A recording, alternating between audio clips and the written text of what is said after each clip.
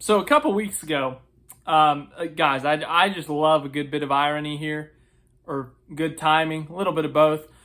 A couple weeks ago, a court decision came out that 2311 and Front Row Motorsports would not be allowed to keep their charters, meaning NASCAR essentially holds the charters now, like holding it over their heads. And if it comes down to it, they could sell 2311 and Front Row's charters. There's that whole lawsuit happening right now. We're not here to talk about that, no, but the irony is, in only their second race as an open team, 2311 wins.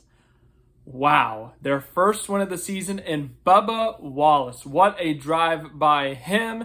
He ends up getting his third career win, and by the way, first time he's won in the regular season, first crown jewel win of his career. He picks up his first, I'm trying to think of how to phrase it. There's a lot processing in my head right now because Bubba Wallace is a driver who has a lot of opinions about him from a lot of different people. You look at his first two Cup Series wins. Yes, the first one, rain shortened at Talladega. The second one at Kansas, full length, normal, won that race, but it was in the 45 car. Not that that makes a difference. It's simply a sticker on the car, but this is his first feels fully normal win, you know? He wins in the 23 car. He wins a crown jewel at a track statistically he's been fantastic at. He has a couple of top fives in the Brickyard 400, and that includes his Richard Petty Motorsport days.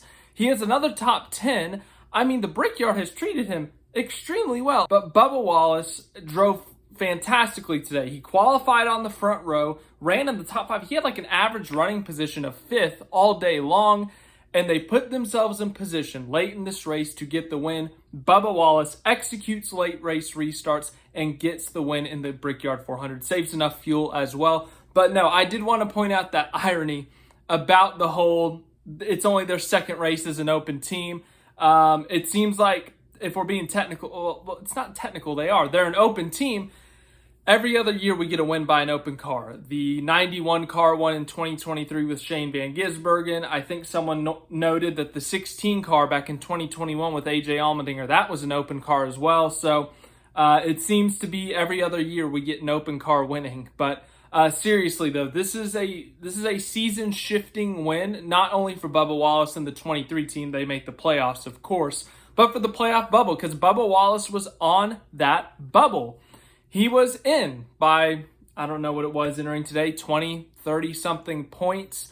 Had some stage points today. I think he scored 9 in stage 1, 1 or 2 in stage 2.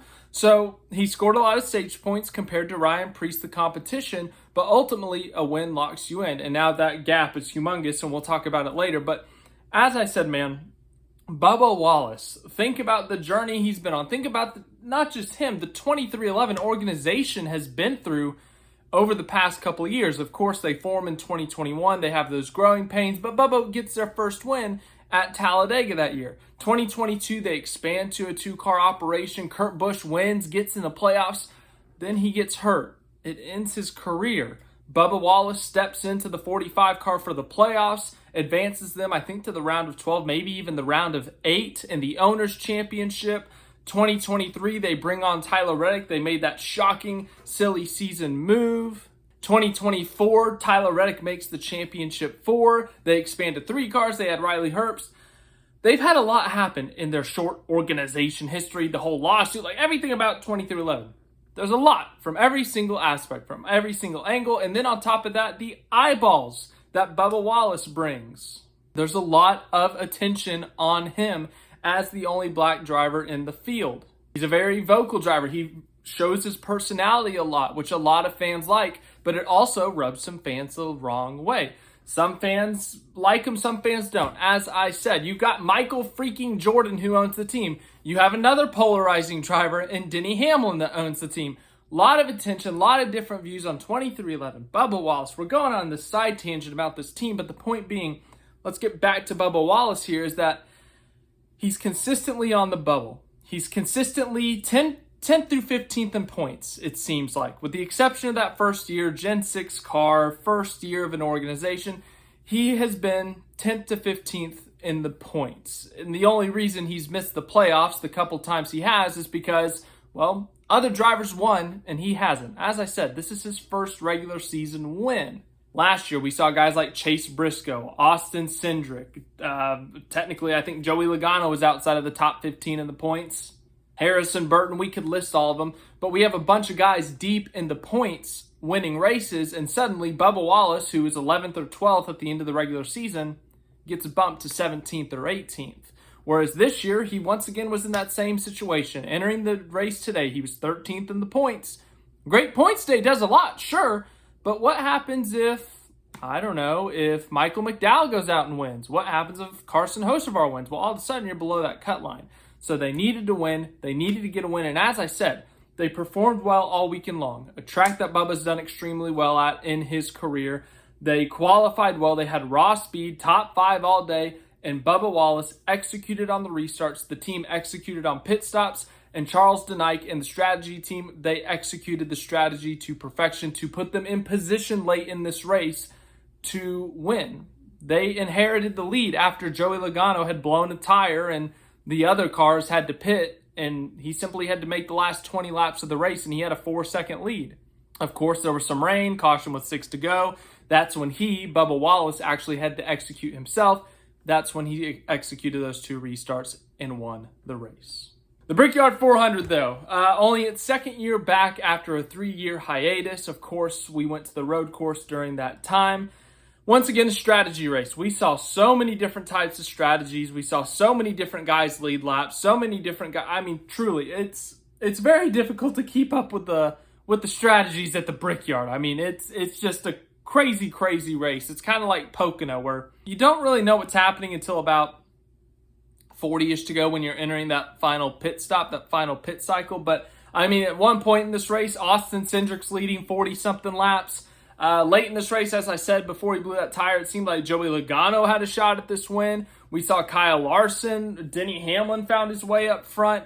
I mean, we saw a lot of different guys up front, and even the final results are jumbled up here a bit from the late race chaos, but we saw a bunch of different strategies. We saw a bunch of different cars doing different things, staying out at the end of the stage. It's hard to keep up with at this Brickyard 400. But by the end of the race, we kind of saw the best of the best, and we saw the cars that were the best all day be up front. We saw Bubba Wallace, who I said, averaging a 5th place running position all day. Kyle Larson, who had been up front most of the day. Denny Hamlin, though he wrecked in qualifying, they had the speed. They were just kind of trapped back in traffic. Once they got that track position, they never gave it back. William Byron, who ran in the top 5 most of the day, even though he ran out of fuel on the last lap. So we saw kind of the best show up there at the end. We saw Team Penske take some swings. Ryan Blaney tried to run long on the fuel. That did not work out. Joey Logano blew a right rear tire when it seemed like he was going to inherit the lead. Austin Cindric blew a right rear tire out of the lead. I mean, we saw some wacky moments in this race, some really odd things. We saw a stack up on a restart that damaged a bunch of cars. So like Ty Dillon, who, by the way, Ty Gibbs wins the in-season championship, the in-season tournament. Congratulations to him. We'll get into that more later. But we saw Daniel Suarez get damaged from that. We saw Kyle Busch get damaged from that. We saw a bunch of cars get damaged from that. And so all of a sudden, those cars are out of competitiveness in a sense. Like, we just saw a lot of just odd things. We didn't see any massive pileups. We saw one big crash in the first overtime attempt. We saw some tires go down, but we never saw like a big one. Like last year, there was a big wreck in this race, late in the race, on an overtime restart or whatever. Late race controversy with the restart, but it was just a bunch of these small, odd things happening that kind of jumbled up this race. So let's get to the results, and we can kind of break those down a little bit more thoroughly once I finally turn this chair. But Bubba Wallace wins. As I said, only his 3rd career NASCAR Cup Series victory. And by the way, his first crown jewel victory, which ties him, believe it or not, with Joey Logano. Joey Logano only has 1 crown jewel to his name, has more crown jewels than Chase Elliott. Once again, believe it or not, Chase Elliott has never won a crown jewel. And he, ironically enough, once again, gets Denny Hamlin, his team owner, his first Brickyard 400 win, technically. But Bubba Wallace, a season-changing victory. Once again, they have been great at just running 10th to 15th in the points. They've been that team that they'll run about 12th every week, but every once in a while they pop in the top 10. They're in the top 10 the entire day. Once every 7 to 8 races, they'll have top 5 speed, maybe winning speed, and something happens. A couple years ago it was the pit crew. The pit crew always fell short. Bad pit stop late. Something would happen, loose wheel, penalty, things would go wrong on pit road. Well, now they fixed that. 23XI has focused on getting that pit crew execution to the top of its game. And as I said, the pit crew, the pit strategy, put them in position to win this race. So 23XI, specifically the 23 team, they have had a massive day today. They put themselves in position. They were in the top 5 the entire race. As I said, every 7 to 8 weeks, they'll show up with top 5 speed. They'll be in the mix, but then they don't execute down the stretch and they finish 7th or 8th. Or maybe they execute well and they finish 4th or 5th, but if they have winning speed, they haven't been able to execute it. It's almost been 3 years since Bubba Wallace's last win prior to today, Kansas 2022 fall. But then today, as I said, they put themselves in position, they executed everything perfectly, and they come out on top.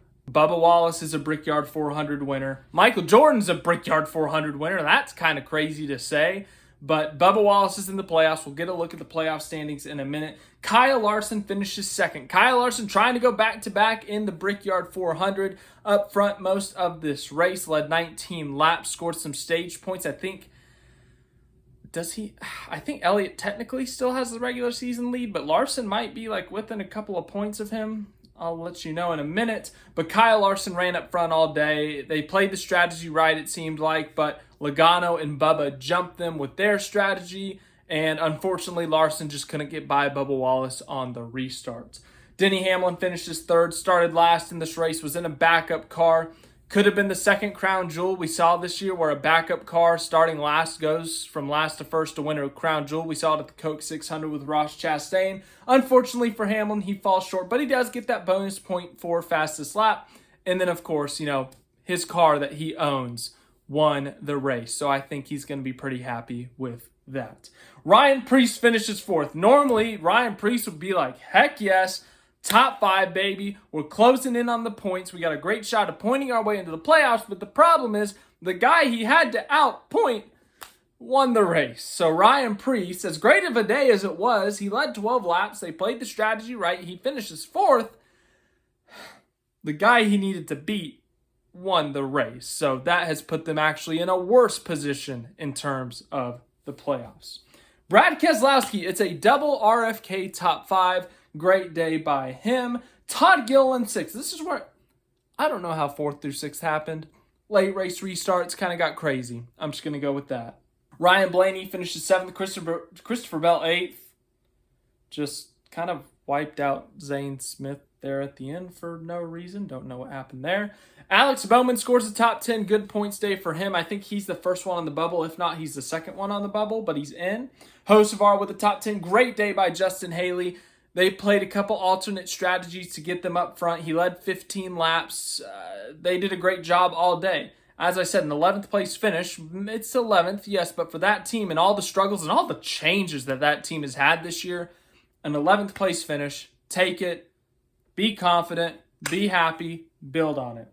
12th for John Hunter Nemechek, had a lot of speed in practice. Unfortunately, brushed the wall in qualifying, had to start in the 30s. He ends up finishing 12th. Chase Elliott finishes 13th, very quiet. Kind of nothing really happened with him today. Chris Buescher, Austin Cindric, as I said, he led 40 laps in this race, was up front in the first half of this race. They played the strategy to get them the track position because track position is so key at Indianapolis. But unfortunately had a right rear tire blow while they were leading, and they overcome that for a 15th. William Byron was running in the top 5 on that last lap before running out of fuel, therefore destroying my fantasy team. Catherine Legg, how about Catherine Legg? And that's 78 car. Not a great car. Speaking of open teams, that team shows up on a part-time schedule, shows up to the big tracks and to the road courses. So Atlanta, Daytona, Talladega, and here. That team does not have a lot of speed. They don't have a lot of funding. So when they show up, they're showing up to get a check, yes, and they don't run fast. They get lapped a bunch of times. But Catherine Legg, today, you got to remember, she's got some experience at Indianapolis in the Indy 500. They were on the lead lap the majority of the day today. they were running top 25 the majority of the day today. They show up, they're in the top 20 late, they score a 17th place finish. That's incredible. For Live Fast Motorsports, BJ McLeod, Catherine Legg, that's a fantastic finish. And remember, that's her second top 20 in the last few weeks. Scored a top 20 at Chicago at the beginning of the month. Live Fast Motorsports, they got to be really, really happy with these last couple of results from Catherine Legg at Chicago and Indy. Chase Briscoe was on the pole, led 34 laps today. Unfortunately, was not in the cards for him. But still, solid top 20 day. They're fighting for the points, and I know 18th is probably going to sting because he had top 10, maybe even top 5 speed when they were out front, but decent. SVG had so many problems today. Up and down day, the car, something was wrong with the rear, something was vibrating at the end of stage 1, and all of a sudden he went from like 17th to 33rd in like 3 laps. Limps it around to end the stage. I think they had some other issues. I'll look more into it tomorrow. We'll talk about it tomorrow on the Monday after, but still scores a top 20. Good for him. Right off of his highest qualifying effort on an oval. Remember, last week at Dover, he did not technically qualify. That was based off the metric. This was a pure qualifying effort of 11th. Cole Custer with the top 20. Great run for him. Ty Gibbs finishes 21st. Josh Berry restarted that last restart 22nd. I don't know what happened there. And also, I just completely skipped over Ty Gibbs. Ty Gibbs, ladies and gentlemen, wins $1 million. Has $1 million to his name, or I guess to Joe Gibbs Racing's name. The first time ever we had the in-season challenge, the in-season tournament, I had a lot of fun watching it, just the randomness of it. Sure, once again, I could make a little tweaks here and there to the format, how it's seeded and where the actual races are, and not starting on a super speedway. But the fact of the matter is, I had a lot of fun watching Ty Dillon make his miracle run as the lowest seed in the tournament into the top final 2 championship round, whatever we want to call it. That was an incredible run for him. Now, once he got that damage in that stack-up restart that I mentioned, Ty Dillon was nowhere to be seen. He ends up finishing 3 or 4 laps down, and all Ty Gibbs had to do was stay out of trouble, which he did. So Ty Gibbs, congratulations to him and that 54 team. We can go more into it on the Monday after tomorrow. But Ty Gibbs has $1 million.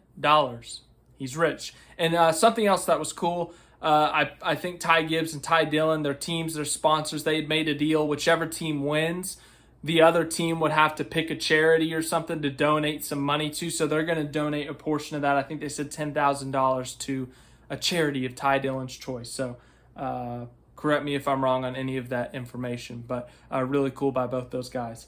22nd, Josh Berry. Once again, he restarted 4th on the last restart. Really not sure what happened. AJ Allmendinger. Jesse Love, top 25 for the Beard Motorsports car. Good for them. 25th, Kyle Busch, Riley Herbst, Suarez, Dillon. These are all the guys that got damaged in that stack up. I mean, Busch, Herbst, Suarez, Dillon.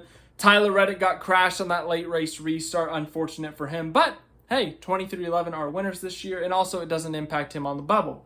Michael McDowell, he sent Ross Chastain to IRP.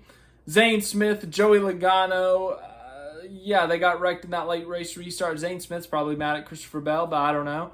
Noah Gragson, they had mechanical problems all day long. Really not sure what that was about. Josh Bilicki, Ricky Stenhouse Jr., he was at the front end of that stack up and he got smacked into the wall. A lot of damage from that. Eric Jones had top 5 speed, qualified in the top 5. Great practice speed, but unfortunately for them, they did not attach that right front wheel, so that will be a suspension for a couple of the pit crew members. He ends up finishing 36th. Cody Ware, 37th. Austin Dillon, 38th. Ross Chastain, as I said, got sent into the wall and to IRP.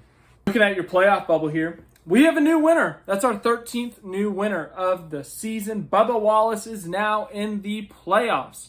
It does not affect his teammate Tyler Reddick. Now, technically, yes, there could be 3 new winners, and Tyler Reddick could be in trouble. Fact of the matter is, not a lot of races left to go. In fact, there's only 4. So, we'd have to have 3 new winners in the next 4 races, which personally, I don't see happening. I've been wrong before, though. Alex Bowman's feeling good, unless there's a new winner below the cut line, then he's not feeling good. Chris Buescher's feeling good.